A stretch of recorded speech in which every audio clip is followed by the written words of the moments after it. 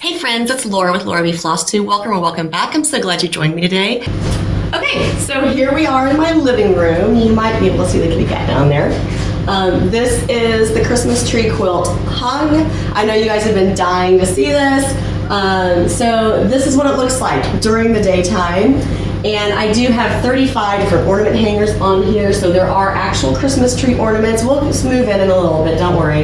There are 35 ornaments hung on the tree. I do have a sleeve, and I'm using just a regular curtain rod at the top that's mounted to my wall in my living room. It stays up there all year, and I just switch out the quilt as I want. So yeah, so I have it finished, and I will say I'm not entirely pleased with the background because it's a little busy, but it works and it's fine. I'm also not entirely pleased with the blocking of the bottom of the quilt. I think I'm going to spray mist it and stretch it a little bit to block out the bottom of my quilt a little bit.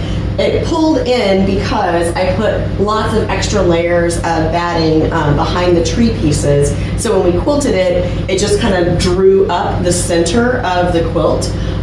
So I need to kind of stretch that back out. And I'm pretty sure it's possible. We'll see.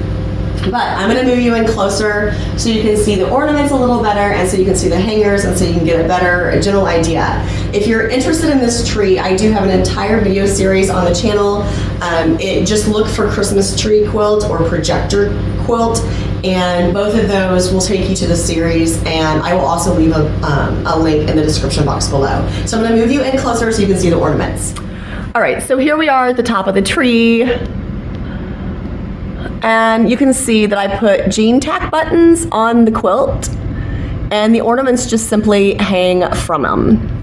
So we have, my husband and I just went through and chose like 35 of our favorite ornaments to put on the tree. And I know I'm probably going a little fast. And yes, there is one missing there because that one is going to be this year's ornament.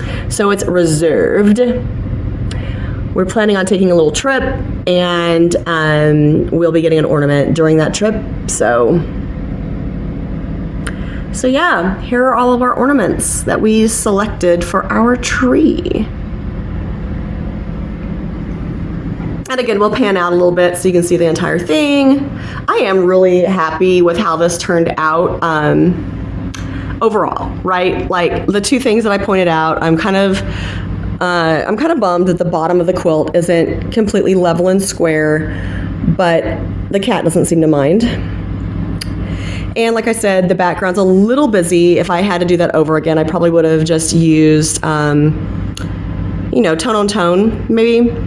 But it turned out really good, and I'm very happy with it.